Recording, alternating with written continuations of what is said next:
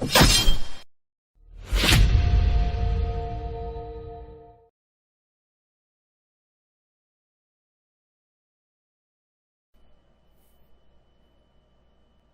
morning, Christian warriors. My name is Pastor Clifton, and this is the Pastor Clifton Ministry. Ladies and gentlemen, I'm so happy to have all of you guys here with me today to learn. Any modern Christians out there and Catholics, I hope you're here to learn and not to argue. And most importantly, I'd like to welcome all those newcomers out there. Welcome to the Pastor Clifton Ministry. So you guys got it easy. You don't have to unlearn any poor teachings and relearn ancient Christianity. Everyone else has got to combat that emotional conditioning. For any newcomers, my website is PastorCliftonMinistry.com. You'll see it on your screen there. And on that website, you'll see all sorts of information about myself, my family, our mission here. That means our mission, you Christian warriors and me together. One big militia, one big family from coast to coast. Also on my website are links to the book that I wrote, which is A Return to Ancient Christianity.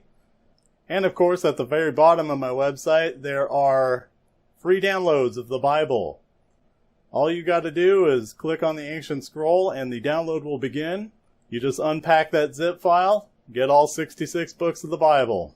See, what makes the Bible that I'm giving away for free special is that I've actually put together for you all of the ancient Hebrew and all of the ancient Greek and set them beside the modern translations of the Bible. And yes, I do include the King James Version as a modern translation. This research tool is very important, and I recommend that you get it on your devices so you can actually see what the Bible was saying in the original languages. That is the very core of the way that I teach ancient Christianity. So, Christian warriors, it's going to be an awesome Sunday. It's going to be an awesome sermon because Sundays are the days where we really get down and start praising God, not for His benefit, but for our benefit. See, we got to praise God not to stroke an ego that does not exist. God ain't like us. He doesn't have an ego. He doesn't demand worship or praise or anything like that. We do it to show gratitude like appreciative warriors. Not groveling slaves begging for a Christmas list full of stuff. We appreciate what we've been given, this life that we've been given. See, Christian warriors, we got God's guardian angel, His Holy Spirit, inside each and every one of us. That's the real us. That right there is a big gift, and we got to say thank you for it. Not for His benefit, but for our benefit. You know why we do it? It's because gratitude takes the place of complaint.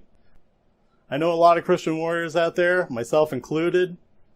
We got struggles coming at us, we got problems coming at us, and a lot of it comes from hell world out there, and I hate to call it that, but ain't that what it is? See, we have Satanists, psychopaths running to all of those institutions of authority, all of those command positions. Those are the jobs that those guys want, and they got them. And so they're transforming this beautiful planet God created into a hell world. Who's standing up to stop them? Well, I hope you and I will be the first people in probably 2,000 years to stand up and stop these people. Because Christian warriors, someone's got to do it. May as well be you and me. One big family, one big militia, coast to coast. And as we get down to praising God this awesome Sunday, you and me, Christian warriors, we're going to break down all of those walls that we build up in front of our guardian angels, stopping our guardian angel, our Holy Spirit, from shining through these physical bodies. We're going to shut out Satan. You see, folks, Satan, in the ancient Hebrew, it means the adversary, because back then, all of those ancient practitioners of Judaism and all of those ancient Christians among them, they knew what Satan was. That's why they called it the adversary. It's the adversarial force. Satan is way worse than what's been taught the last 1,600 years to modern Christians and Catholics. Satan is fear, decay, destruction, the adversarial force. It's the adversary to God. God is the creator that set all things into motion. He is the eternal force of love. See, God created the adversary so we could have free will in His reality. It is a necessary mechanic in His reality, so we can have free will. So we have consequences to moral actions and immoral actions. So let's really break down those walls right now, you and me together. We're going to say it out loud. We're going to say, God, thank you so much for imbuing me with this spirit. I ain't gonna waste it. God, thank you. And then you gotta say it with me right now. You gotta say, money is not my God. God, the Creator, the Father, the one who set all things into motion, that's my God. Money is not my God. Any type of fear of lack, that means not having enough. Most times people have a fear of lack over money because this hell world throws a bunch of problems in our face and we gotta overcome them. But, the more that we act morally, all of us together, the more that hell world will get broken down and we can change this condition on this planet. We are born free, born warriors. We are not born to be enslaved by any type of institutional authority. No, there is only one authority in this universe, this reality, and that's God. God is the only authority. He already set his law out there, given consequences. So Christian warriors, say it with me. Money is not my God. I will not fear. I am no slave. I am a Christian warrior.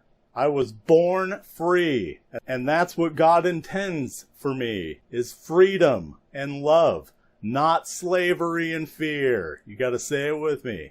Now, Christian warriors, do you feel those walls getting broken down? I do. I feel it shining through me. You see, folks, when we pray, we're praying for the courage that we already have to shine through these physical bodies. And we're praying for the motivation, the drive that we already own and we already possess. The Holy Spirit is so powerful.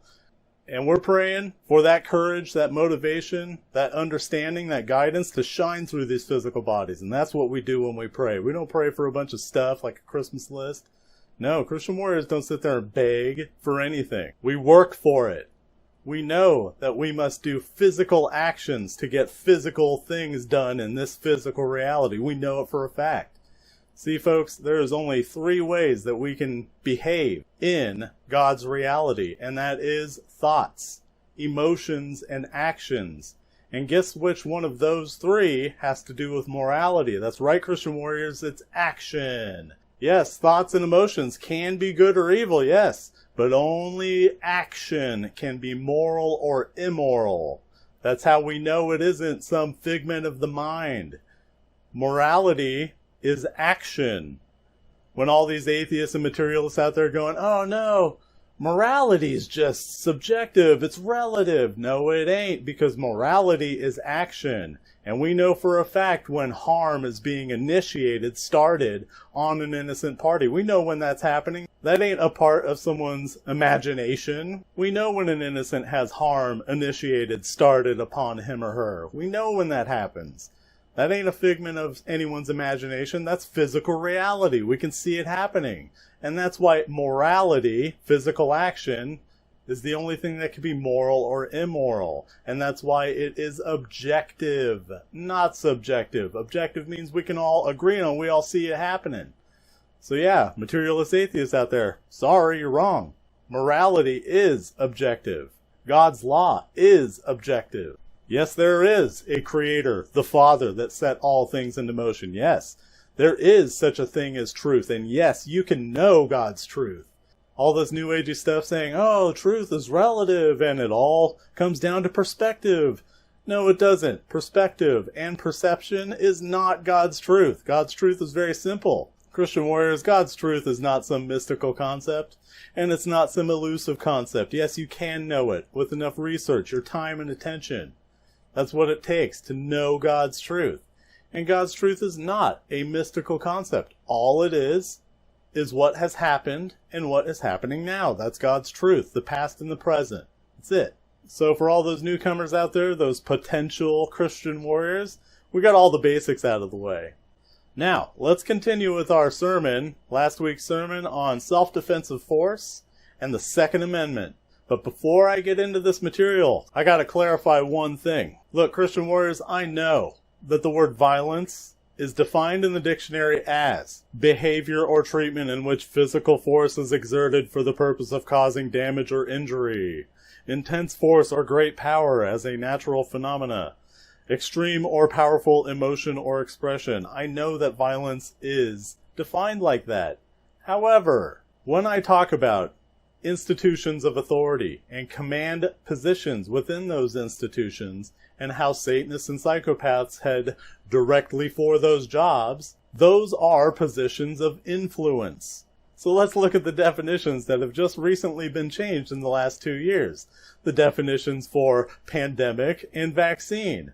Now, if you're a Satanist or one of their many hedonistic, money-grubbing cabal member orcs out there, if you're one of those people, how easy is it to pay those people off to do whatever you want them to do? Obviously, it's easy enough, because the definition for pandemic is changed now to reflect what they want it to mean, and the definition for vaccine is changed now to reflect the definition that they want it to mean.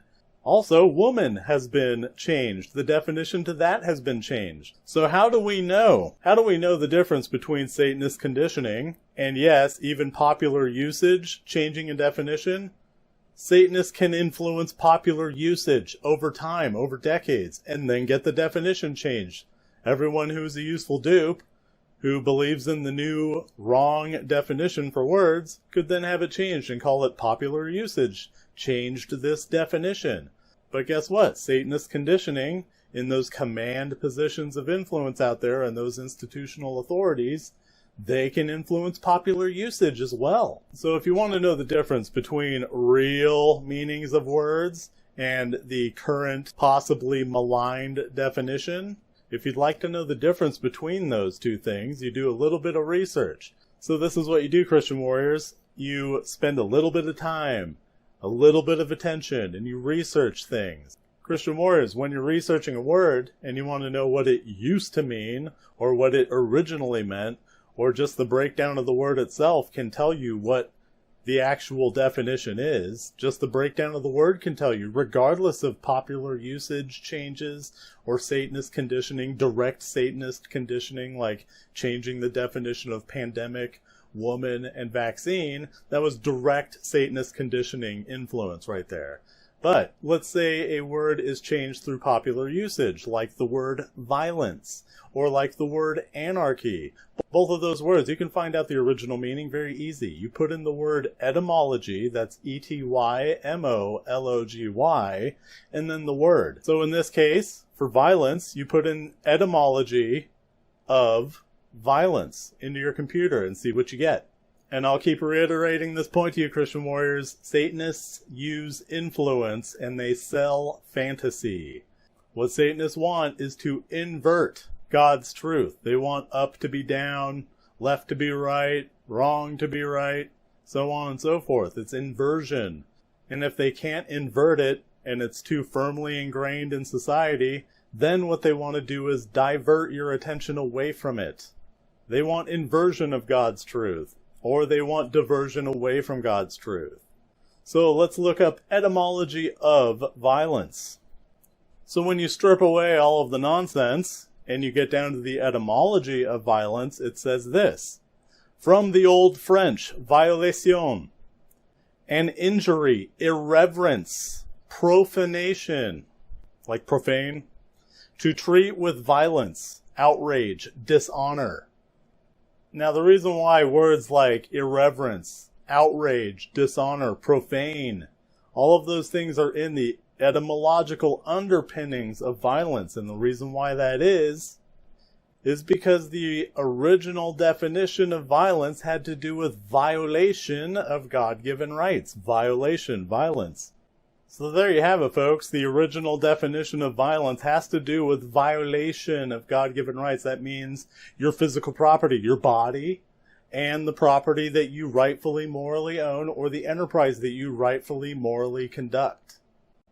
So yes, Satanists can change definitions. If it's not direct Satanist conditioning changing a definition, like the definitions for pandemic, vaccine, and woman in just the last year and a half, 2 years, if it's not Satanist conditioning changing the definition outright, then it's Satanist conditioning over time affecting popular usage, which then gets the definition changed through their conditioning anyway.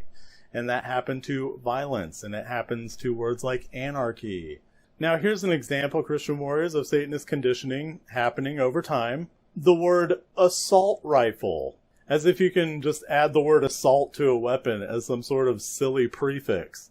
There's no such thing as an assault rifle or an assault weapon of any sort. Assault, which is a violation of God-given rights, assault, it does not mean that every time you pick up a weapon and use it, like say in self-defensive force, that it's assault. This is Satanist conditioning affecting popular usage of words. What's next? An assault knife? You know all those countries that have perfected slavery in their country and took away all the guns of their citizenry? Mass stabbings happen there. Are they using assault machetes? Assault knives? Yes, those garbage people are assaulting people with a knife, but you can't just call it an assault knife because what if you're using the knife in self-defensive force? Is it still an assault knife? Same with assault rifle. It's just ridiculous. Here's another example of Satanist conditioning affecting popular usage of words. When you attach hate before crime or hate before speech, that is Satanist conditioning. Really, ladies and gentlemen, every crime ever committed is either committed in hate, fear, or greed. And that's it. So do we have to call every single crime by a silly prefix of, oh, well, that person robbed a bank, so that was a greed crime. Oh, that person assaulted somebody else who he didn't like. I guess that's a hate crime because he hated him. Oh, look at this. This embezzler was afraid that someone would tell on him, and so we shot him. I guess that was a fear crime. So yes, Satanist conditioning is all over our language, and people use it day in, day out. Be careful with your language. Don't let Satanist conditioning affect popular usage. Be careful with your own language and how you form your own thoughts and the words that come out of your own mouths. Christian warriors, it starts with us to stop propagating this nonsense. Hate crime, hate speech, assault weapon, assault rifle, all of this stuff is Satanist conditioning affecting popular usage. So now let's continue on with the sermon on self-defensive force and our Second Amendment. Last week I read you the 6 or 7 remaining surviving verses in the Bible that had to do with actually defending yourself. There ain't many left in there because when it was edited and censored, they took all of that stuff out of there. And for your own review, you can on your own time look at Luke 22:36, Luke 11:21, Proverbs 25:26, Nehemiah 4:14, Psalm 82:4, Psalm 18:34, and Psalm 144:1. Those are the only ones that I could actually find that were left in the Bible, forgotten by the censors and the editors, that had to do with standing up for yourself, with self-defensive force. No, not violence, self-defensive force, with a weapon. So, Christian warriors, what I usually do, the way I teach ancient Christianity, is I will compare and contrast all of the contradictory verses in the Bible regarding certain topics. In this case, we're looking at self-defensive force. Because all Christian warriors moonlight as Christian scholars, and that's a big, important part of Christianity, is knowing exactly what we're looking at when we read the Bible. So in contrast to these very, very few surviving, remaining, self-defense related verses in the Bible, in contrast to that, we're going to read probably the most overt attempt at Satanist conditioning that was put into our Bibles. The most overt. And that would be Romans 13, the very beginning of Romans 13. Keep in mind that Satanist propaganda isn't usually this overt. See, the ruling class, or what I call them, the parasite class, went overboard in Romans 13. They made it so obvious. And that's not typically how it is. Usually how Satanists do their influence, run their propaganda, is they'll take a bunch of God's truth and put in a tiny little bit of lying nonsense. Or they'll take one word and they'll twist the meaning of that word. Or they'll just replace the word with something that will confuse the whole issue altogether. That's usually how Satanists conduct their influence and their conditioning.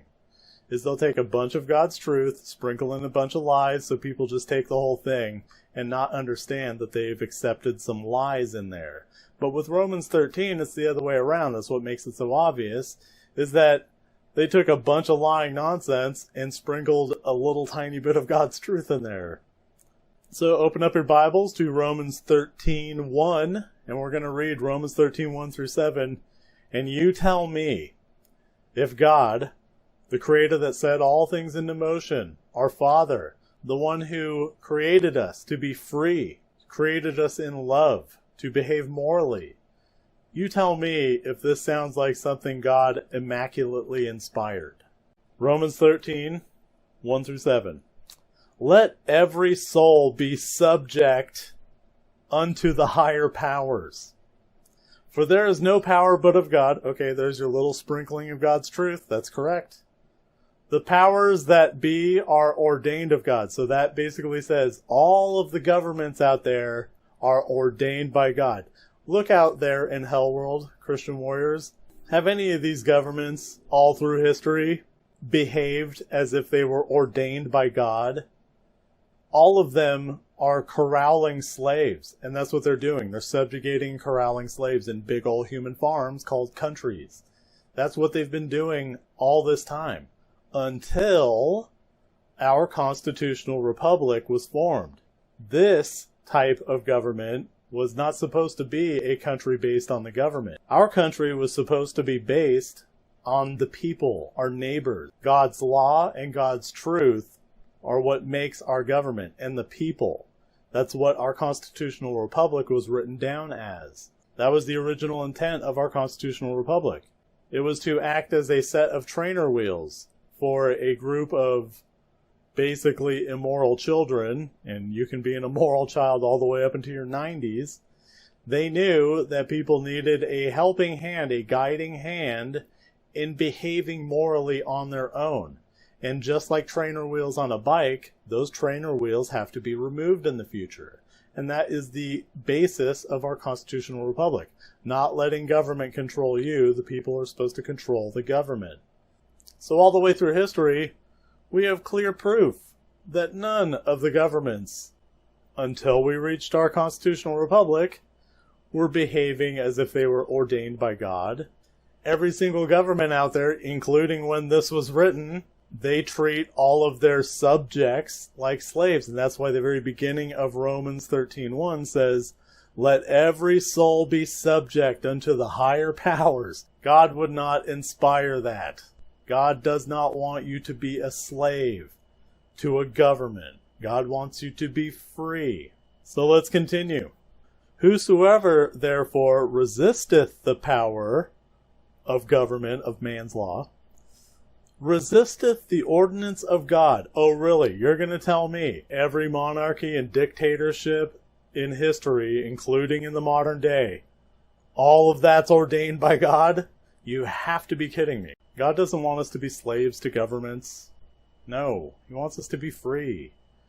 He wants us to behave morally and treat each other like family. Not like a communist country, not like a socialist country, not with some overlord acting as parent. We are supposed to be moral, responsible adults behaving with care, with nonviolence, and behaving in self-defensive force should anyone dare to violate our God-given rights. That's what God wants His children to be. He doesn't want them to be slaves. He wants them to be free. He doesn't want them to be cowards. He wants them to be courageous warriors. So Romans 13:1 through 7 says, whosoever therefore resisteth the power resisteth the ordinance of God. Oh, really? And then it continues, and they that resist shall receive to themselves damnation. For rulers are not a terror to good works. Oh, really? Because every time someone happens to do a good work, it's punished by government. It says, for rulers are not a terror to good works, but to evil. Oh, really? Because it looks like governments around the world, even in the modern day, are conducting evil. We all know it for a fact now. Wilt thou then not be afraid of the power? Do that which is good, and thou shalt have praise of the same. Oh, sure. Let's take, for example, what I'm doing. I'm teaching ancient Christianity.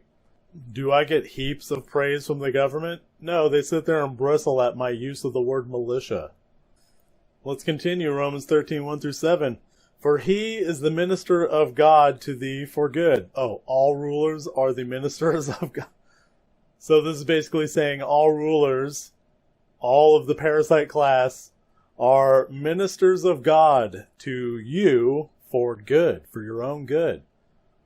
This is what I'm talking about, Satanist conditioning being in your face, really overplaying their hand here. It's so obvious. But if thou do that which is evil, be afraid, for he beareth not the sword in vain. For he is the minister of God, a revenger, to execute wrath upon him that doeth evil. Wherefore ye must needs be subject, not only for wrath, but also for conscience sake. For this cause pay ye tribute also, for they are God's ministers, attending continually upon this very thing.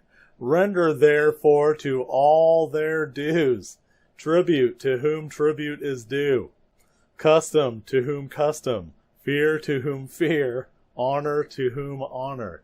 So what that means is that they're saying make sure to give them everything that they want. If they're going to immorally tax you and then give your tax money to whoever they want, which is what they do now, all these people paying taxes, and where's it going? It's going to enslave you, or it's going to line their pockets, or it's going to, for instance, in the modern day, it's going to Ukraine to protect their chemical weapons facilities. Romans 13:1-7 is telling people to behave like slaves. God didn't immaculately inspire those words. No. That is actually very obvious Satanist conditioning in the ancient world. But that doesn't mean the Bible is just trash now, that Romans 13:1-7's in there. It doesn't ruin Christianity. Accepting Christ is what makes you a Christian. And accepting Christ means that you know God's truth. Not believe it or have faith, know it. And you understand God's truth. You know God's law. Not believe it and not have faith about it. You know God's law and you understand it. And it also means that you do His will on earth as it is in heaven. That is accepting Christ. All three of those things. Knowing God's truth, knowing His law, doing His will. That's accepting Christ. That's being a Christian. Not trying to take a bunch of mistranslations or a bunch of allegory literally. No, that's not what makes you a Christian. And certainly being a Christian, accepting Christ, means you do not behave like a slave. God created warriors. Christian warriors, God created His children to be free, not slaves. Not slaves to government, not slaves to anybody. We are supposed to be creating in His reality through love, not fear. That's what we're supposed to be doing. Romans 13:1-7 just says, be a slave, pay them whatever they want. If they try and extort you, coerce you, hold you under duress, you just keep your head down and pray, and you'll die and go to heaven. There's where you stay. What Romans 13:1-7 states is that you have to do it. You have to be a slave. No, God didn't create slaves. All of God's children, Christian warriors, are born free, and we are all born with the exact same amount of God-given rights. No person in the parasite class, or as they call themselves the ruling class, has more rights than you. None of their enforcers who dare to violate the rights of others have more God-given rights than you. All of their enforcers do not have a monopoly on the use of self-defensive force. That is for you to use as well. In our constitutional republic, it reiterates this fact. So if all of this is shocking to you, clearly you've never read the Bible cover to cover, and you don't even know that Romans 13:1-7 is even in there. This is the stuff that they had to change in the Bible before they allowed reproduction of this work to be passed around what they consider to be the slave class. That's what they think of you. The parasite class thinks you're slaves. So before they gave you a Bible to read through, they had to make sure that it was state approved. And that's what happened. We have a whole chapter in there called Romans. It's in your face. It's called Romans. I don't know if I have to remind anyone of this, but it was the Pharisees, the Sadducees, and the Roman government that killed Jesus. That means all of their enforcers, the cops basically of the ancient world, went and killed Jesus.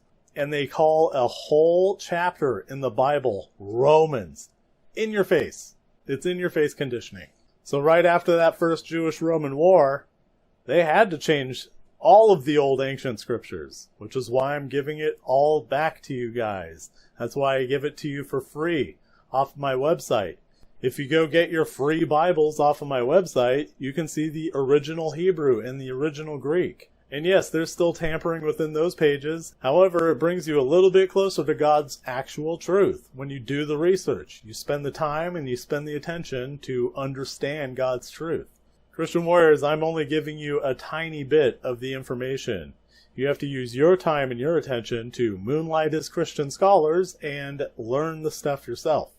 So we just read all of Romans 13:1-7, clearly Satanist conditioning in the ancient world.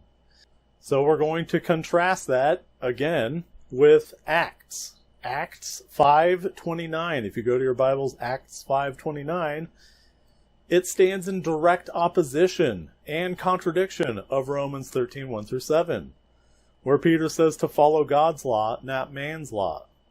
So it says in the Bible, Acts 5:29, not to follow man's law. You follow God's law. That stands in direct contradiction to all of Romans 13:1-7. So back to the original premise, God didn't make slaves, He made warriors. And we have to act like it. We have the courage already. You just let our guardian angels shine through these physical bodies, you will have the courage, the motivation, the drive, the understanding. You don't need to pray for a connection to God. God is connected to you whether you like it or not. Even the most vile Satanist can't get rid of his or her connection to God. You don't have to pray to be connected to God. You just have to start listening to your guardian angel and by extension God again. We have the God-given right of self-defensive force. We use self-defensive force to protect our property, starting with our bodies. Our bodies are our physical property. That's a right. We have property rights. No one else owns your body. You own your body. That's physical proof that you're born with God-given rights. You are born with property rights. So we have a right to defend our property, starting with our physical bodies and our physical stuff, with self-defensive force if it's necessary. And that includes defending ourselves with weapons. Any type of weapon. Who's going to tell you what weapons you can and can't use? The government? No, we have a right to use any and all weapons in self-defensive force, not violence. Yes, if you initiate harm on an innocent, that is conducting violence. That's when force becomes violence. But if someone is starting harm on us, we have a God-given right to remain unharmed so long as we are not initiating harm on an innocent. So whatever we're doing, as long as it's not initiating physical harm on an innocent, it's our right to do it. And if someone tries to stop us from doing it, then we have the God-given right to defend ourselves with force. And when we defend ourselves with force, that is not violence. Now, I've said many times before, I think I've even coined the phrase that I am 0% Democrat, 0% Republican, but 100% 1776 American patriot. And that's what I want for all of you Christian warriors to really understand. Do you understand the power that we all wield? Just our numbers against the parasite class, we outnumber the parasite class and their enforcers thousands to one. Easily. In the old days when our country was founded, when our constitutional republic was founded, not a democracy. Democracy is mob rule. Our constitutional republic was founded when all of the people, there weren't Democrats and Republicans. That we were all one American people, all brothers and sisters, all one big family, a big militia coast to coast. There weren't no Democrats and Republicans back when our country was founded. We were all Americans and we were all paying attention, making sure that government was under our control. That's what the constitutional republic is for. To make sure that government is there as a set of trainer wheels to teach people how to start behaving morally. But just like on a bike, those trainer wheels got to come off at some point. And the way our constitutional republic was supposed to work is everyone paying attention and knowing how government operates, how our government operates under our control, using our will to make sure that the people who claim to be our representatives do exactly as they're told. They're not doing that in the modern day. Not at all. Back when our constitutional republic was founded, we were supposed to be paying attention and voting appropriately, and holding our supposed representatives accountable. Most importantly, when our constitutional republic was founded, All of our citizenry was supposed to have a weapon in hand. It was founded on making sure that all Americans were armed with weapons, with the modern weapons of the day, armed. All of us, every man, woman, and kid over 15 years old, trained in the use of weaponry, the modern weaponry of the day, from coast to coast. And the reason why we are all supposed to be armed in our constitutional republic, all of us citizens, with weaponry, with the modern weapons of the day, was to keep our government in check. That's what our constitutional republic is founded on. That's the only way that you can keep a government in check, is to make sure that every single citizen, every man, woman, and child over 15 is trained in the use of modern weaponry and armed on their person. Christian warriors, when George Washington left office, he warned us very clearly not to divide ourselves among party lines. George Washington said this. He said, "Do not do this." If this is news to you, is it really a big surprise this is not taught in school? Go look at Washington's farewell address from 1796. It says there very clearly, do not split yourselves into political parties. And what have people done? Yeah, the parasite class, the psychopaths, the Satanists, they don't want that information to be known. That's one reason why our country looks the way that it does today. And on a side note, people who actually think that there could be a civil war in the modern day in this country, stop kidding yourselves.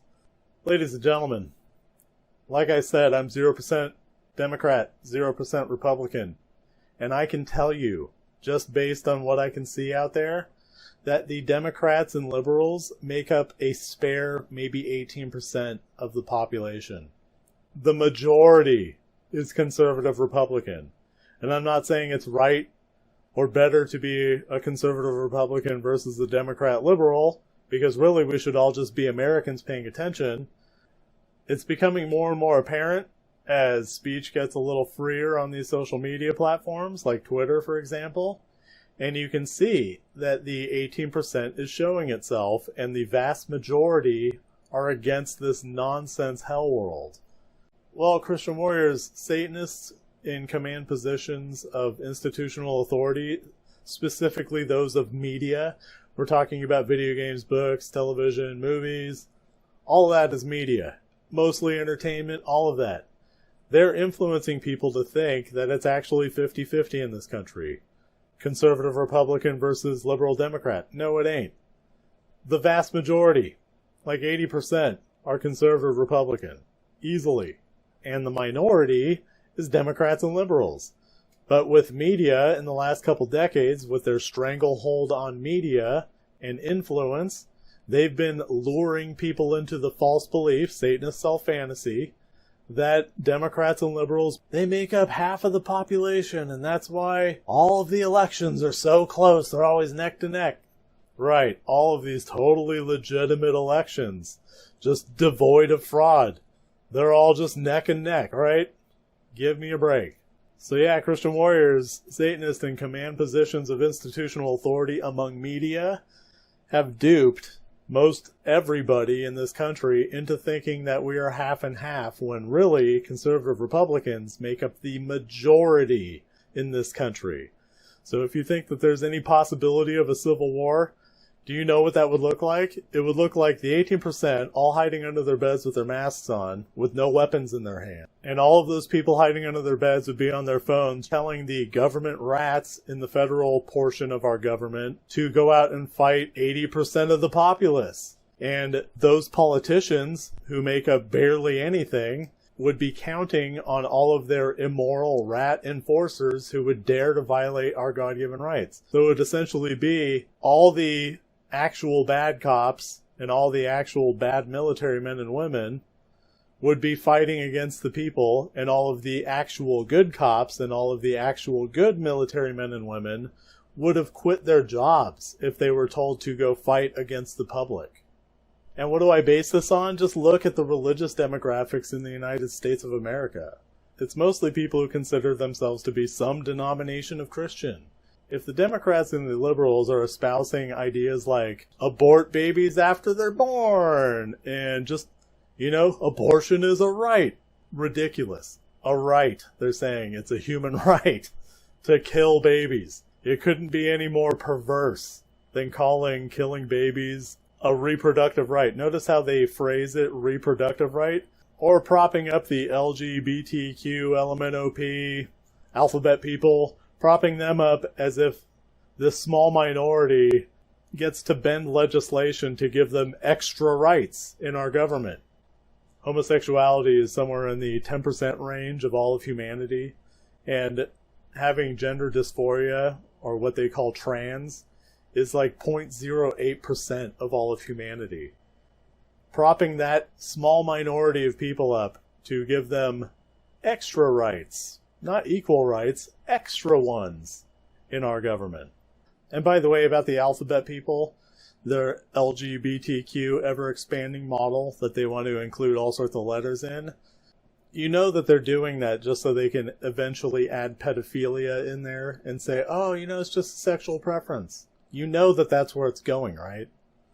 The Satanists in command positions of influence, they're not just championing the rights of gay people anymore. That's what liberals and Democrats are pushing for right now. Or pushing for the absolute abolishment of free speech. And pushing for the absolute abolishment of your right to defend yourself with weaponry. So how do you reconcile that 70% and then also say that our country is split 50-50 Democrat and Republican? If 70% are claiming to be some denomination of Christianity, then how do we get a 50-50? How are you going to reconcile what those people want and say that, oh yeah, certainly there's about 30% Christians who will agree with all those things? No, they don't.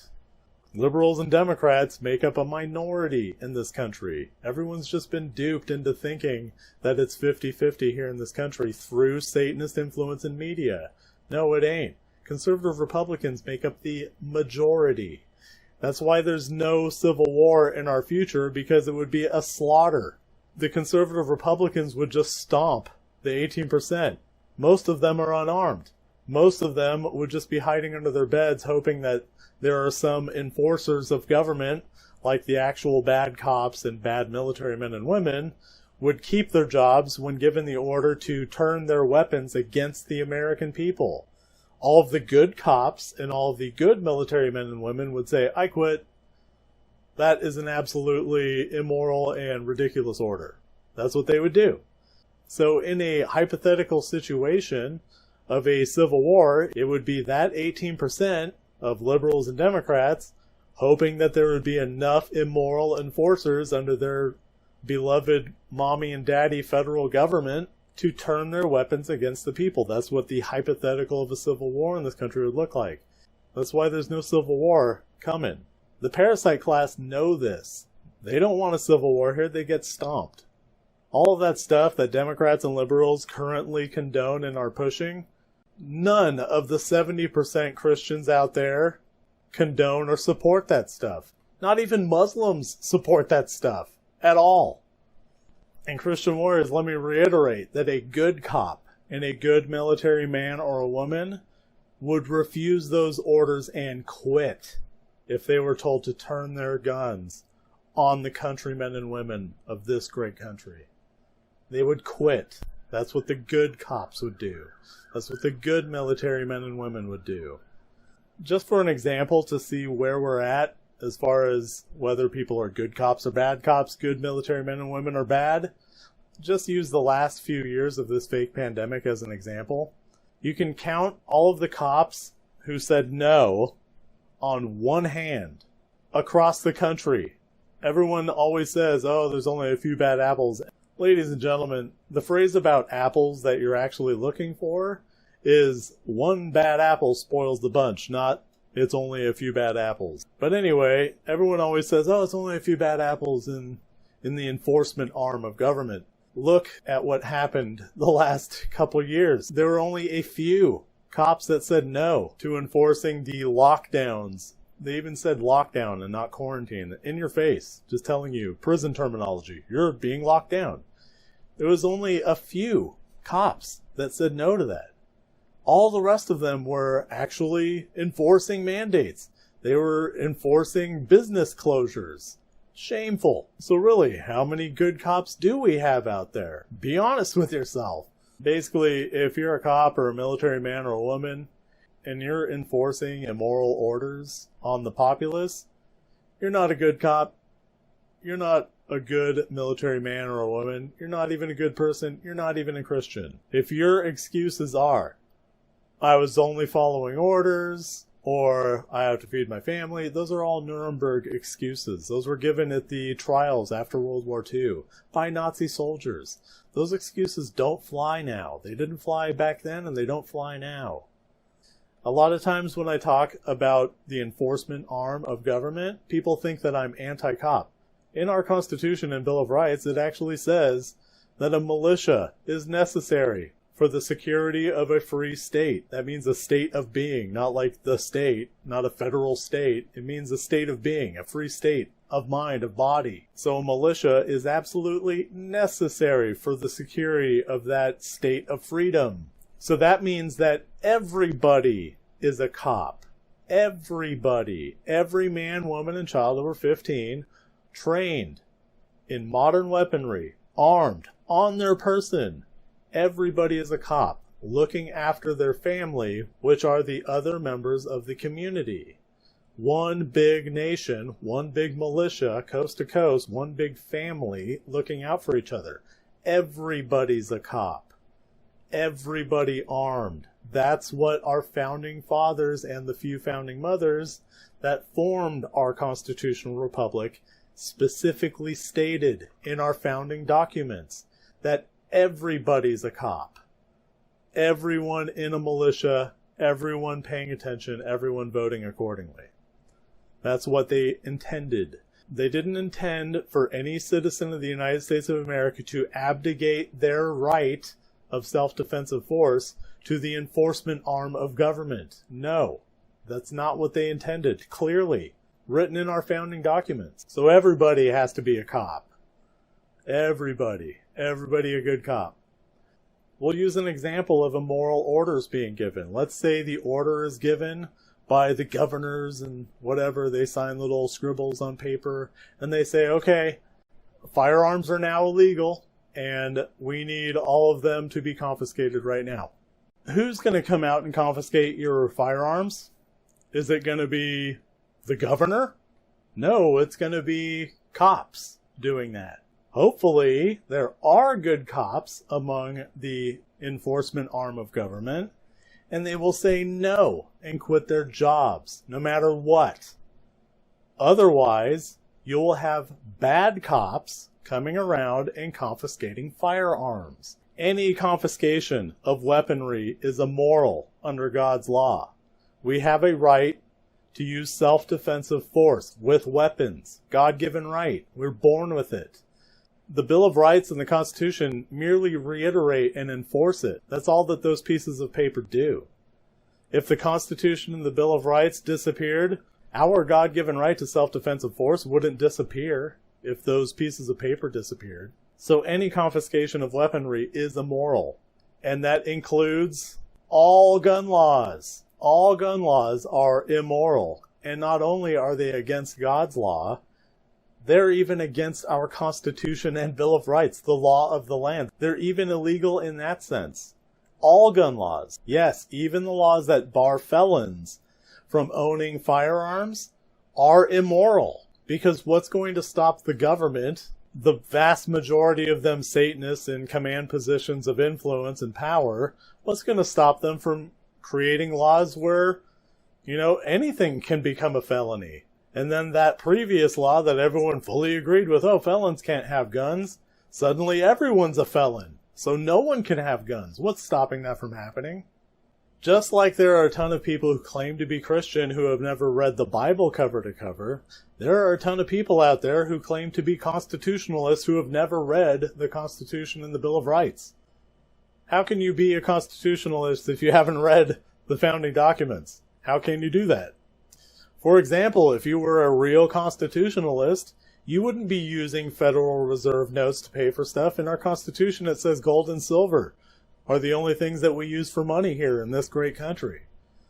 I'm not talking about carrying around a bag of coins either, like in some fantasy novel or something where someone has a bag of like gold coins and stuff. I'm not talking about that. Right now you can have a flake inside of, a piece of plastic like a credit card, a flake of gold, flake of silver. Those could be easily used as money in place of these Federal Reserve notes, as debt money, fiat currency. The fractional reserve system is enslaving the populace. It's creating a hidden tax on everybody. If you don't understand the fractional reserve system, learn what it is. Learn what the Federal Reserve is, what it actually does to people.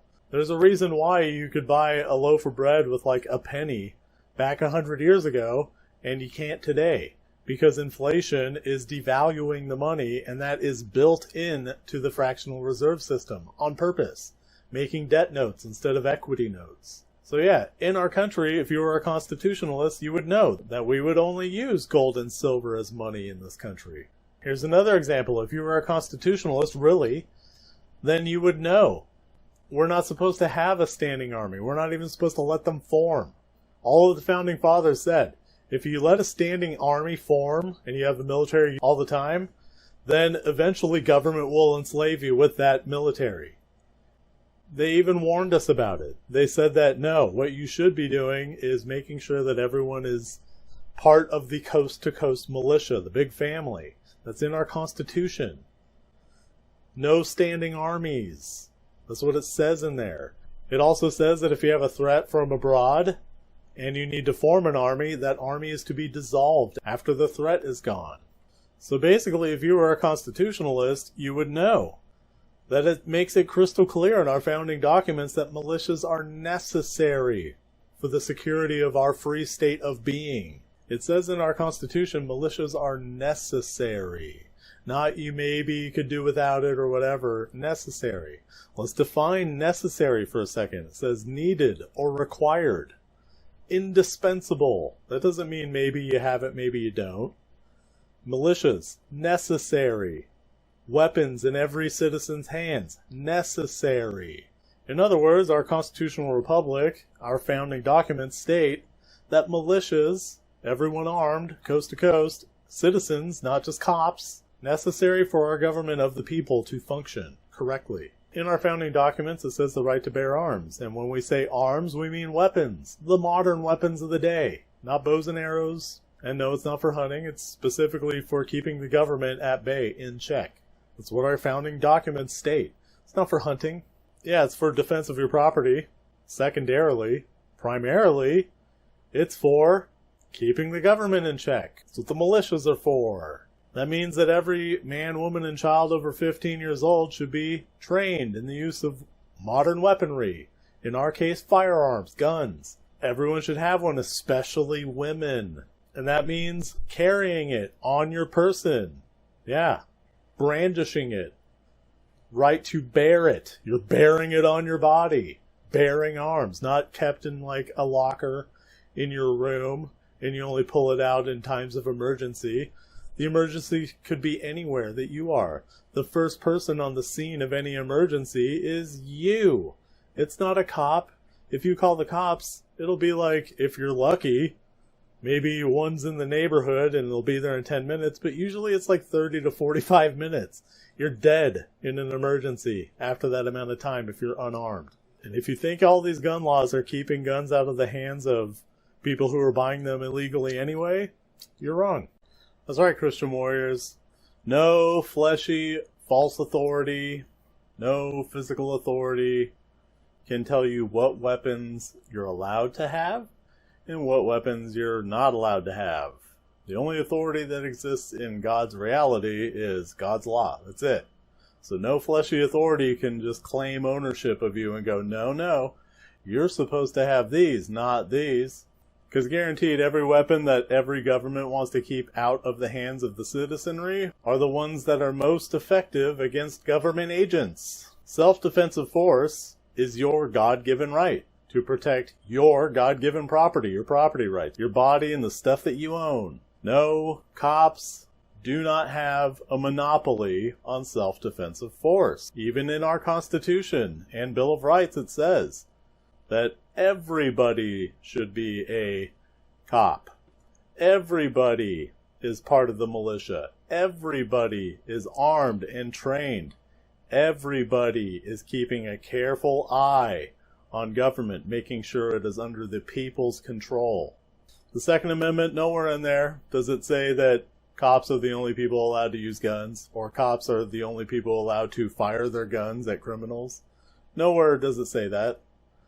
Basically, Satanist conditioning in media has trained people, taught people, conditioned people, brainwashed people into believing that only cops can fire a weapon at a criminal. No.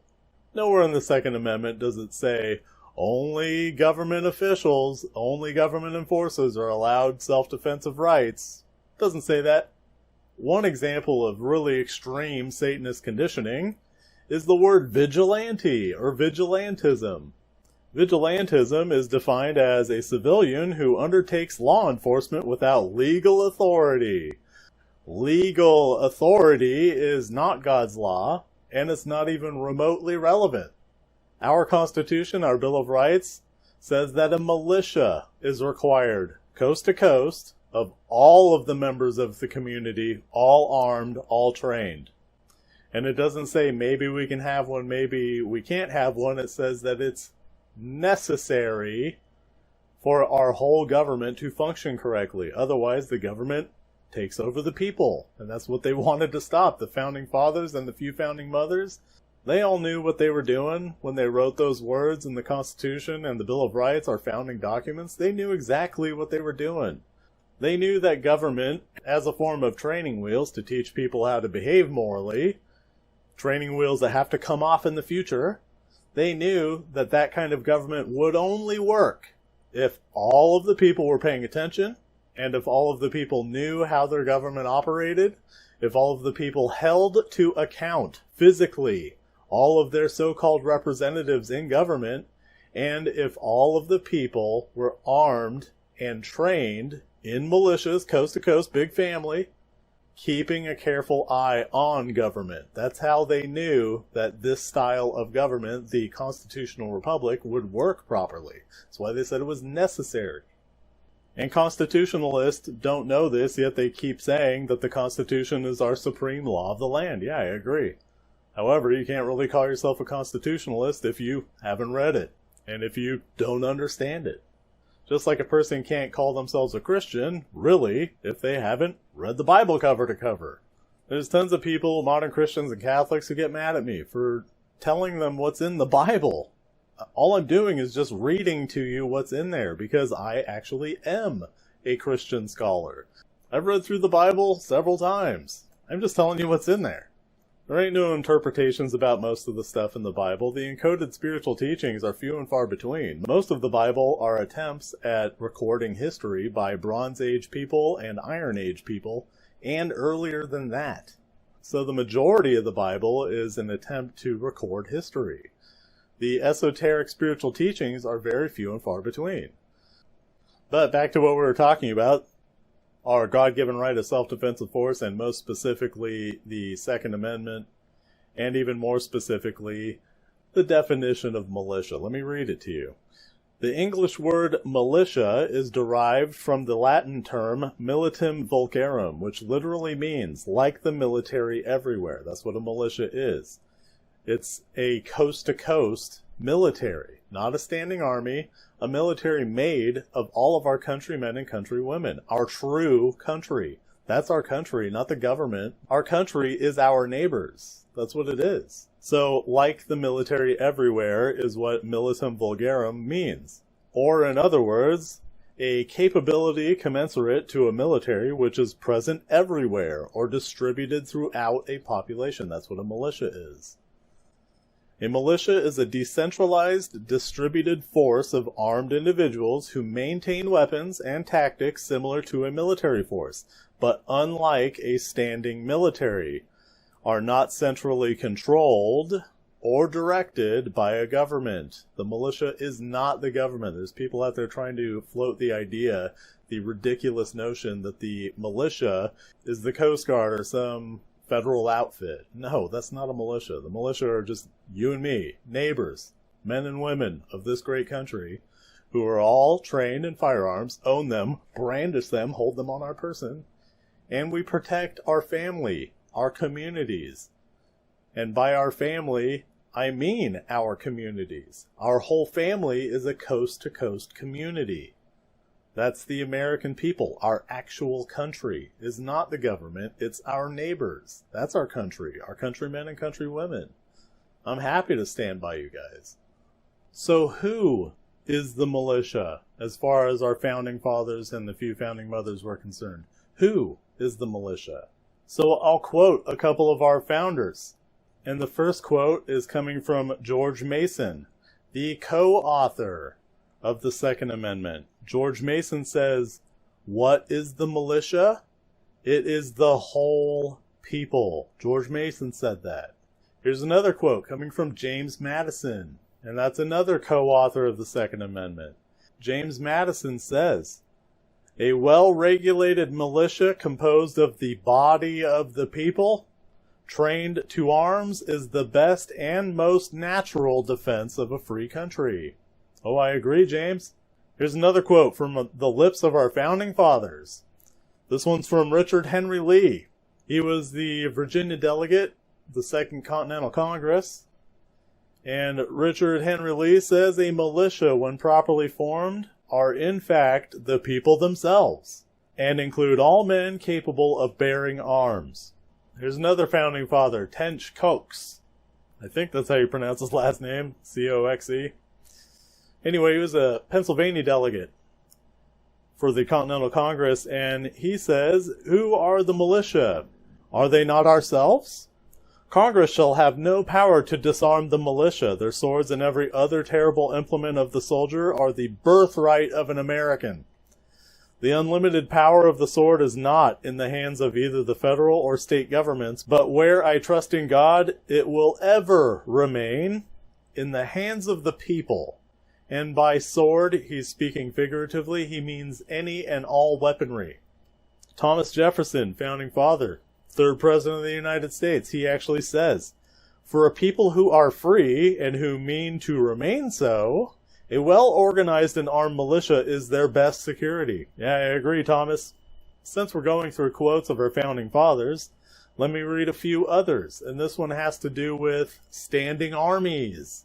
Like I was saying, militias over standing armies, constitutionalists, people who claim to be constitutionalists, should know that we should have a coast-to-coast family of armed men and women.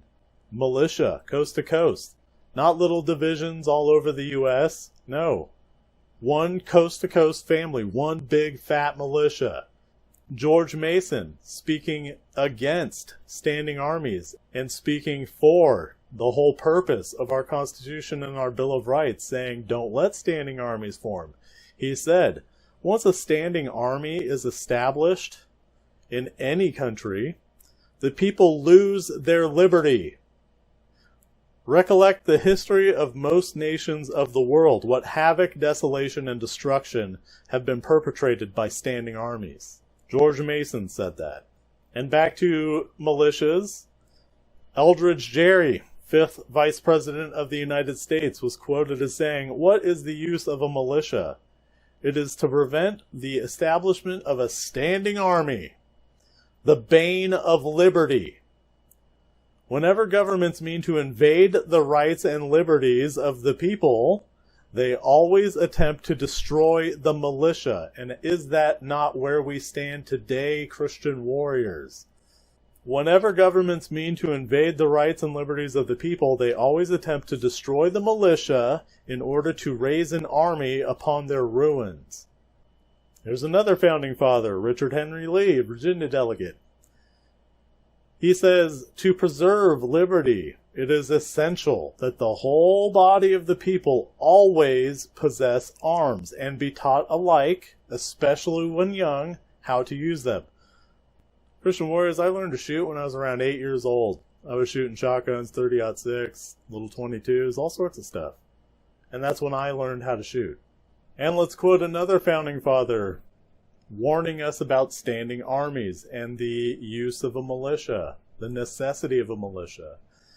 Alexander Hamilton says, "If circumstances should at any time oblige the government to form an army of any magnitude, that army can never be formidable to the liberties of the people, while there is a large body of citizens, little if at all inferior to them in discipline and use of arms, who stand ready to defend their rights."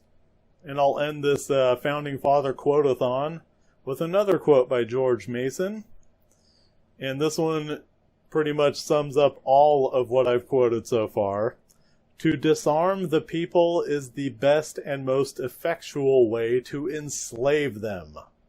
And that message goes out to every single citizen that is pro-gun control in every other country.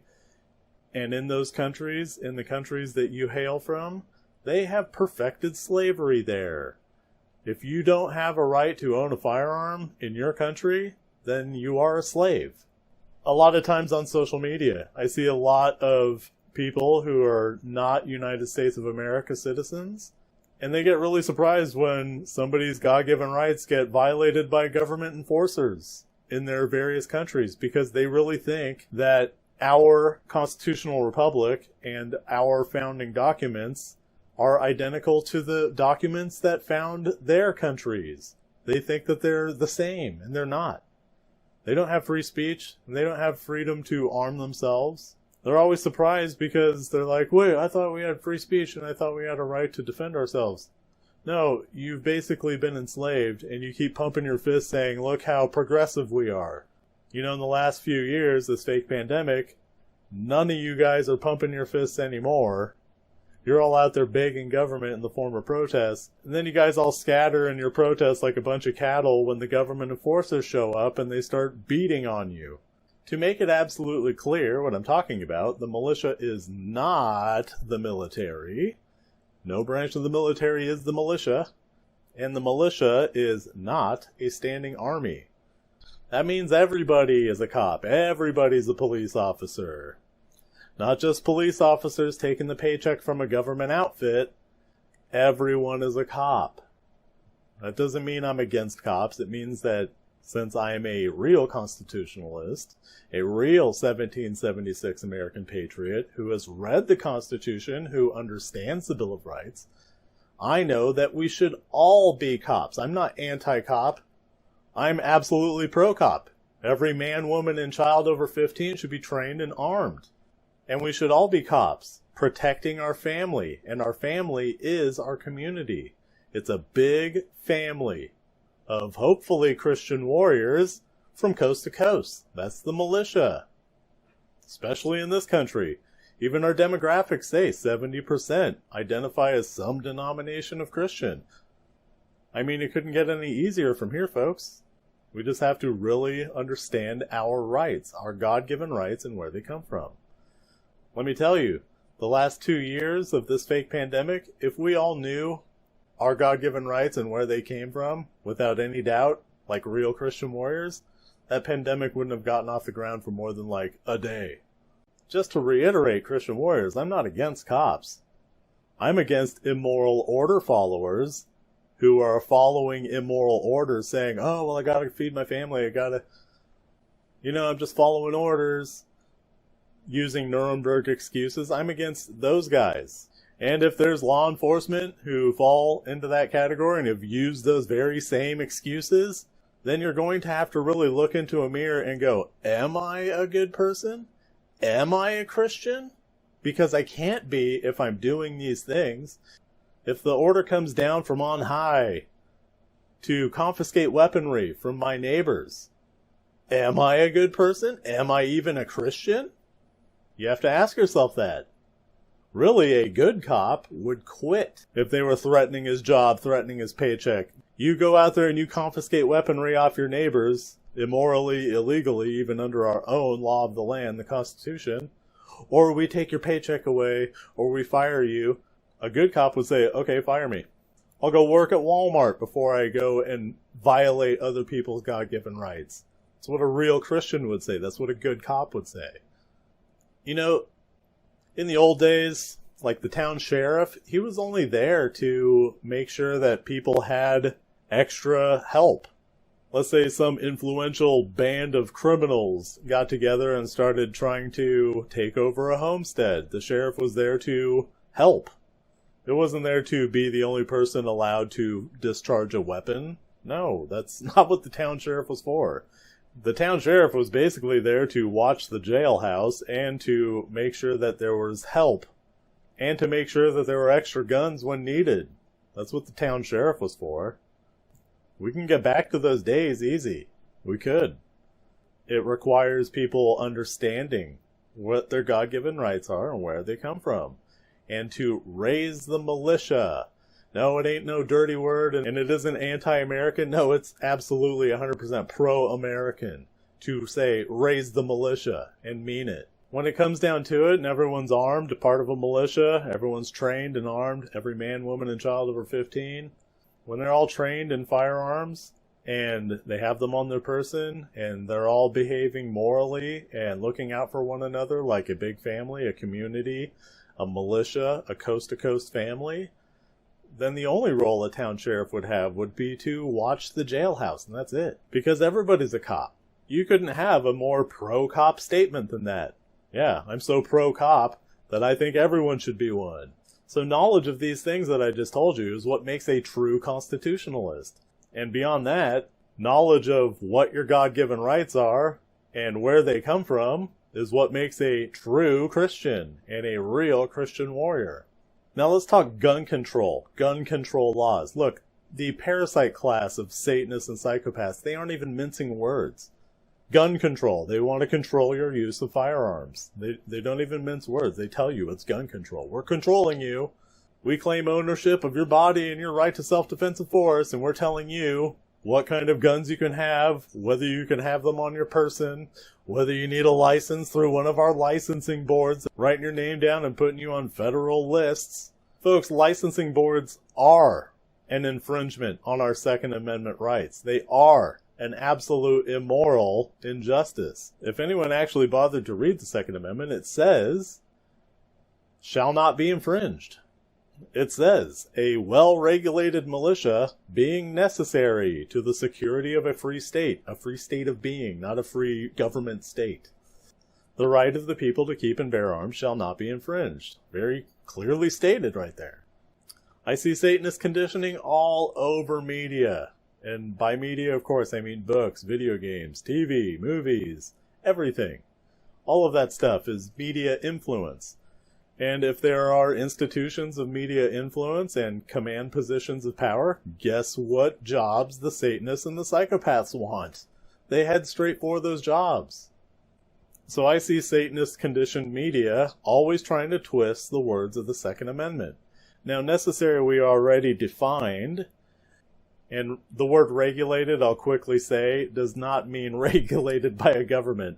It's ridiculous, the people that say that, well-regulated means that the government regulates it. No, that's not what they meant by well-regulated. It meant that you keep a bunch of ammunition on hand. You make sure that everyone's got the same training. That's well-regulated. A well-regulated militia has nothing to do with government regulation. More Satanist conditioning from media seeping into people's heads. And they just sit there and nod like the bobbleheads on someone's dashboard.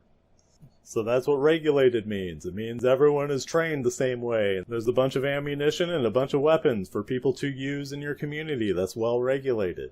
Well-regulated militias. And to keep and bear means that you own it and you carry it. You brandish it. You own it. You have it on your person. No licensing board that claims ownership of you, no government that claims ownership of you can tell you whether or not you're allowed to carry your weapon on your person. You're not a slave. Hopefully you're a Christian warrior. So that's what to keep and bear means. It means you own it, you own the weapon, and you can have the weapon on your person if you feel like it. That's to keep and bear arms. Now let's look at the definition for infringe, because that's not really typical nomenclature these days. So we'll look at the definition. It means to transgress or exceed the limits of, to violate, to defeat, invalidate, that's infringing, to encroach on someone or something, engage in trespassing. Every single gun control law and every single licensing board every single demand from a licensing board erected by some government is an infringement. It is a violation of the Second Amendment, because it's an infringement. Any type of control measure is infringement. Any gun control law is infringement. Any law that limits ammunition is infringement. You're infringing on the rights of the people. God-given rights, not because the Constitution or the Bill of Rights says that it's a right. If those documents disappear, we still have the God-given right of self-defensive force. We still have the right to carry weaponry to do that. I really hope, Christian warriors, that none of this is shocking to you. Any law that says that you can't use the weapon for self-defensive force is an infringement, of course. Any law that says you must beg permission of government, that's all licensing boards, begging the government for permission to use your weapon or even have it, yeah, that's an infringement. Any type of law that says you're allowed to have one type of weapon but not another type of weapon, that's infringement. That's against your God-given right of the use of self-defensive force with weapons. That's an infringement on the Second Amendment. Our law of the land, supposed law of the land.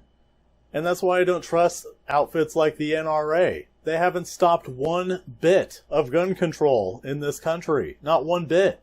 The NRA has not. And because the NRA has not stopped one bit of gun control legislation, and even seems to condone licensing and things like this, kind of outs them as controlled opposition, whether they like it or not, or know it or not. They're acting on behalf of immoral, parasitic government. We're supposed to be keeping government in check as constitutional republic citizens. That's what we're supposed to be doing. But the NRA existing and not stopping one bit of gun control kind of outs them as controlled opposition, would it not? I mean, what exactly are they doing for people? There's tons of gun control laws out there, and the NRA has existed throughout the entire course of all of those laws being passed. What, they get up and whine about it and beg a little bit, and then they go, ah, dang. Sorry, guys, we failed. That's what the NRA is doing lately? I mean, what good are they? Who do they benefit? Not you. Licensing boards, licenses, they don't benefit anyone, especially not you. You writing your name on some list doesn't benefit you. You already have the supreme law of the land, the Constitution, backing up our God-given right of self-defensive force with weapons. We already have that. And licensing boards are infringing on that right. All these licensing boards and all the gun control laws, they're just helping the parasite class. That's exactly who we're supposed to be keeping an eye out for in our constitutional republic, as per our founding documents. That's who we're supposed to be watching. And of course, the biggest infringement ever would be confiscation. And this is happening all the time in our great country, our constitutional republic, that we're supposed to be keeping an eye on parasites in government. And yet, all these gun control laws that are directly infringing on our Second Amendment have already passed. And there's cops going, oh, well, I'm just following orders. Gotta feed my family. Taking away their neighbors' weapons if they're told to. Bad cops. Disgraceful. Shameful in this country. Christian warriors, the parasite class, the people who head directly for the command positions of institutional authority like government, of course they want to disarm the public. They don't want any fight coming out of the people that they consider to be their slaves. To them, you are the slave class. They don't want you armed. So they scribble some junk on some paper. People who claim to represent you in government, who certainly do not. Should be obvious now. Republicans and Democrats alike.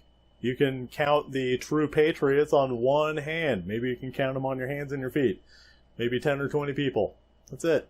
Out of like hundreds. Only 10 to 20 real patriots. And no one's putting up any show of force, saying, no, you're going to represent us the way we say, or else you're not the representative anymore, and you're ousted. No one's doing that.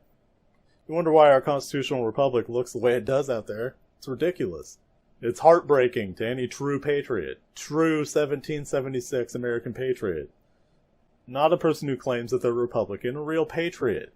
The real power is not letting the parasite class divide you into two groups, Republican and Democrat. A real patriot goes, no, I don't fall into either of those categories because I'm a real American.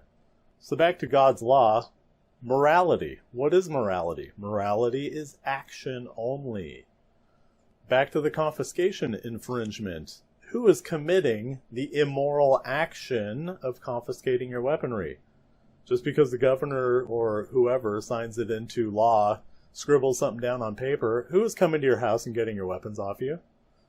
It's most likely going to be a cop. Those are bad people. They're not your friends. They're not true patriots. They're not real Americans. They're certainly not Christians or Christian warriors. People coming around taking your weaponry because someone scribbled something on paper and said, "Do it or we take your paycheck away." A real patriot, a real true Christian, a real American would say, "Go ahead. I'll work at Walmart before I violate other people's rights." Ladies and gentlemen, if any of what I'm saying here is offensive to you or shocking to you, then you are emotionally conditioned. You really do not know how to spot Satanist conditioning out there in media. If any of this is shocking or offensive to you, let me draw your attention to Matthew 10:34 through 38. Matthew recorded Jesus as saying, "Think not that I am come to send peace on earth. I came not to send peace, but a sword. For I am come to set a man at variance against his father, and the daughter against her mother, and the daughter-in-law against her mother-in-law. And a man's foes shall be they of his own household. He that loveth father or mother more than me is not worthy of me.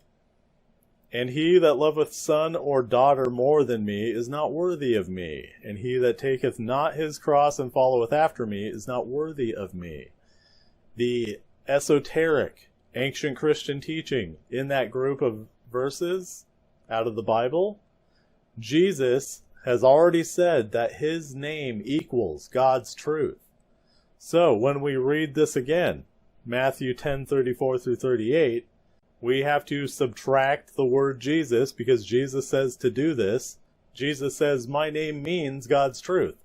So when you read Matthew 10:34 through 38, it says, "Think not that I, God's truth, am come to send peace on earth." No, that's not what God's truth does. I, God's truth, came not to send peace, but a sword. The sword cuts through lies. That's God's truth. Because lies always sound really nice to people who are duped. And when the truth comes along, God's truth, it's shocking to them. And it offends them. And that's what Jesus is saying here in Matthew 10:34 through 38. I'm giving you the esoteric, ancient Christian understanding of this.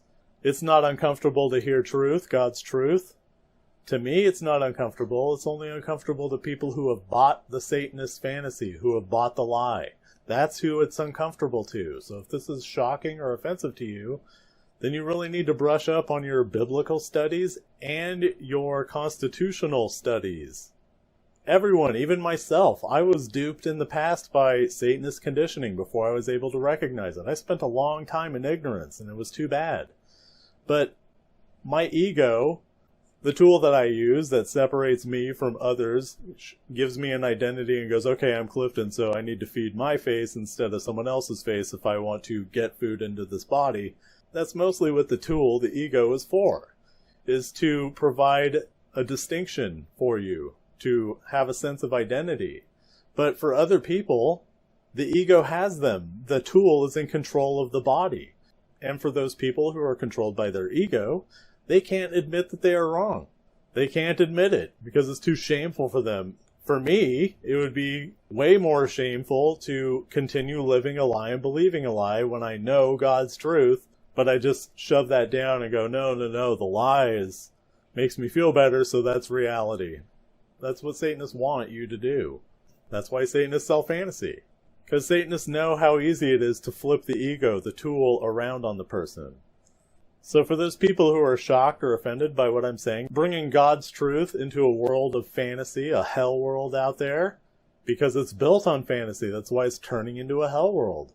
There's not enough God's truth being accepted by the public. Their egos are in the way. And what those people need to do is go, "Okay, I was duped, I was wrong. I'm going to accept the truth now and push away Satanist fantasy. I'm going to push away fear for accepting the truth." Some people are afraid of the truth. Fear is Satan, the adversary. You push away fear. You're a Christian warrior. You're not a baby. And those people need to say, yeah, okay, that is the truth. I was duped. And apologize to people who deserve the apology. And then say, you know, that was the former me. That person's gone now. The past is gone. Those are the people that need to really turn their whole method of thinking around. They're believing Satan is lies, fantasy, because it just feels good to them. And they don't want to accept God's truth, and it's too bad. Ladies and gentlemen, I'm only here as a testimony. I'm not doing it to sell books. I read you my book for free. And I'm not doing it to get money. Certainly not. I'm poor as dirt. My family and I are struggling. I'm not doing any of this teaching you guys esoteric Christianity for any type of gain. I'm not gaining anything from it. I'm doing it as a testimony because God told me to do it. And when God tells you to do His will, you better listen. So I'm listening and I'm doing it. I dropped a career, 15 years long, of doing tattoos to tell you guys this stuff. So take it or leave it. I don't have a mansion or anything. You have to wonder about the people who have mansions who claim to be pastors and priests and stuff. If this hell world out there only rewards people with obscene wealth that are compromised, then what are a bunch of pastors and priests doing with huge mansions? Like, wouldn't that money be better spent helping your community? I would think so. The thing is, Christian warriors, if any of this is shocking or offensive to you, the ego has to be brought back under control. It has to be brought back under your control. Christian warriors aren't controlled by ego. Christian warriors are in full control of their thoughts, emotions, and actions. A Christian warrior knows that courage, the guardian angel, the Holy Spirit, is already inside them, and that all they got to do is let it shine through.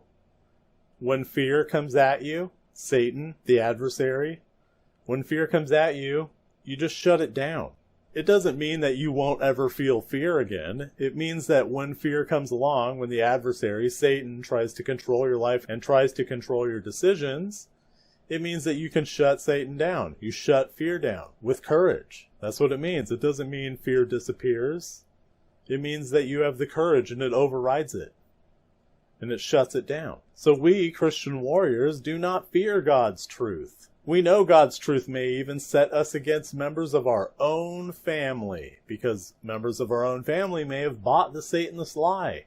And that's what Jesus is saying there. I come not to send peace on earth. I came to get between you and your family. If they're accepting lies and you know the truth, we Christian warriors see the world as it actually is. We don't turn on the news, the controlled, Satanist-controlled media, and go, oh, well, I guess this is how I should think about this. We actually look at the situation with our own eyes and go, gee, that doesn't sound right, what they're telling me on the media, because this is what's happening in front of my face. Look how many people didn't do that during that fake pandemic the last few years. They were telling people that, oh man, everyone's dying all over the place. I didn't see stacks of homeless people bodies getting tossed onto the backs of pickup trucks like cordwood. I didn't see any of that. No one did. And if it were a real pandemic, a real virus that was super dangerous and didn't just affect all the people that are usually affected by the cold and the flu every year, if it was more dangerous than that, we would have had way more stringent cleanup measures, like little bins where you'd put your COVID-19 infected masks into. We didn't have any of that. No, it was just totally, oh, stay 6 feet apart because the virus just stops at 6 feet out from your body. Or, you know, you gotta wear your mask in between bites at a restaurant, but when you're taking a bite of food, then the virus knows not to infect you. Or the virus can't possibly be transmitted through the food that people are cooking for you that you're picking up at a restaurant. No. All of that was Satanist fantasy, and everyone was buying it because of fear. Satan, the adversary, was all inside their heads. Fear was controlling every bit of their actions for the last few years. So back to our Second Amendment right. Back to our God-given right of self-defense of force. And back to confiscation. And back to all of the gun control laws. We have a punk, a total resident punk in the White House, and this Delaware Satanist punk that's a resident in our White House, is actually saying in his last speech that if the people wanted to fight the federal government, then they'd need F-15s instead of AR-15s. He actually said that in a speech. If that's real and it's just hopeless and we need F-15s, then why is the federal government going after privately held firearms? Why are they going after them? Why go after semi-automatics? Why go after AR-15s? If they're meaningless and we need F-15 jets instead, and we can't do anything effective with AR-15s, why are you going after them? If AR-15s and machine guns just aren't useful at all and all you need is a bunch of jets, why did the cabal-controlled military pull out of Afghanistan? Not enough jets? Because all those people just had machine guns and stuff, running in and out of caves in their villages and things. And they were doing just fine against F-15s. I mean, let's take it back into recent history, the Vietnam War. The cabal-controlled military at the time, they didn't win Vietnam. What did the Vietnamese have? A bunch of machine guns. If they were so ineffective, then how come Vietnam wasn't won? Not enough jets? Christian warriors, let's get down to brass tacks here.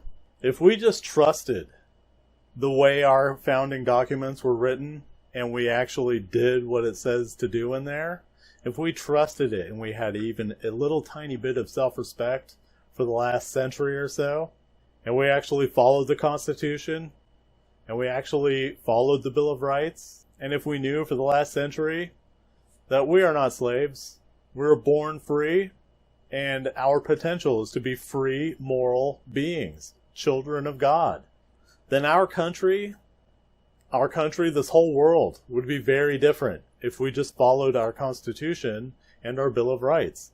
And much greater than that, followed God's law, knew our God-given rights and where they came from. If we knew all of that, had some self-respect for the last century, our world, our country, and our world would be so different. If we followed the obvious requirement that was laid out for us in writing of a militia, a whole family from coast to coast, looking out for each other, everybody's a cop. If we just followed that for the last century, and had militias from coast to coast for the last century, and upheld it, and shut out stupid Satanist fantasy through media, then those BLM riots, for example, wouldn't have even lasted an hour. The government in the last few years wouldn't have even dared lockdowns or mandates, especially medical mandates. Wouldn't have even dared it. No politicians would even dare to rig an election. No politician would even dare to do it. There wouldn't even be any representatives in government who would dare to go against what the people were outlining for him or her. Wouldn't even dare if we just followed the guidance of the Constitution, had a militia from coast to coast, a big family looking out for each other. Everybody cops. Everybody good cops. Most people want to do good. You put guns in those hands, you put weapons in those hands of people who want to do good, they far outnumber any psychopathic punk who would dare to violate other people's God-given rights. We outnumber them. Plainly. We outnumber people who want to do wrong, people who want to violate God-given rights out there, parasites, the Satanists, the psychopaths, and their cabal of little money-grubbing, hedonistic minions who may not even subscribe to Satanism at all, may not even know it, but they sure act like Satanists. All of those people are in the vast minority. Even if they had weapons and we all had weapons, everyone had a weapon, there would be no problem. They wouldn't even dare. They wouldn't even dare to violate God-given rights if we had a functioning militia from coast to coast. One big family, everybody cops. Everybody good cops. That's why I say we must raise the militia. Christian warriors, if we were all one coast to coast family and militia like our Constitution or our Bill of Rights says to do, and we can be there, all we got to do is just start now. That's it. And actually push away Satan, push away fear. If people are going, oh, well, you can't do that because, like, holding a gun in your hand is violence. No, it's not. If we just trusted in that guidance, there would be no J6 prisoners. J6 prisoners wouldn't even be a thing right now if we just trusted in the guidance of our Constitution and our Bill of Rights and actually had a functioning, coast-to-coast, big family militia of all good cops, every single one of us, armed and trained and watching out for parasites in government. J6 prisoners wouldn't even be a thing. They wouldn't even be able to hold them in a DC gulag jail for more than like an hour. It just wouldn't even happen. They wouldn't dare. And that's why they want to take all of your weapons away. Is because they know how effective a coast-to-coast militia is. The Satanists in the parasite class, they know. You know why J6 prisoners are still in that prison in DC? Is because nobody understands that physical action is required in this physical world. You can't just pray and just hope everything goes well for the J6 prisoners, because they're being held immorally and even illegally as per our supreme law of the land, supposed supreme law of the land, the Constitution, the Bill of Rights. They're even being held illegally under that. And they're still there because we don't have a functioning militia from coast to coast. No one's looking out for anyone else. They think that prayer is enough. No, physical action is required in this physical reality of God's. If you want physical things to change, you're going to physically have to change things. Prayer is only the first step.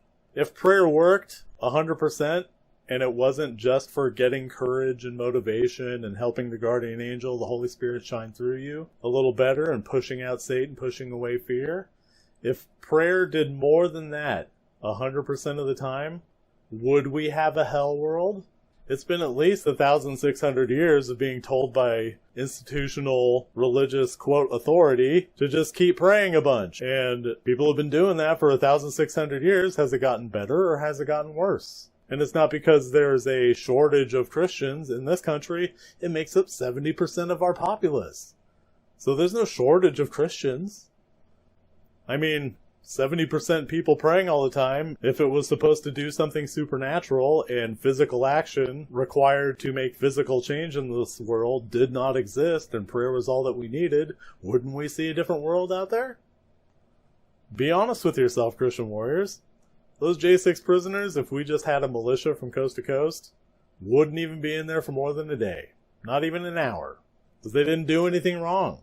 There's a bunch of little paid agitators, little agent provocateurs in the crowd. Part of our own federal law enforcement. Shameful. And we all know about it. There's mountains of evidence for it. And still, J6 prisoners sitting in jail. Our founding fathers and the few founding mothers, when they penned the Constitution and the Bill of Rights, all of them knew they were coming from monarchies and dictatorships and stuff. They all knew that you'd have to keep an eye on government and that the whole populace would have to be armed. And they knew, that's why they said it was necessary, that a militia from coast to coast would be required for the security of a free state. They knew it. They wrote it down. They knew that action is required. Physical action is required in this physical universe. And voting is not what they had in mind by taking action. No, that's not what they had in mind by any stretch. Read the Constitution. Read the Bill of Rights. They knew exactly what is required.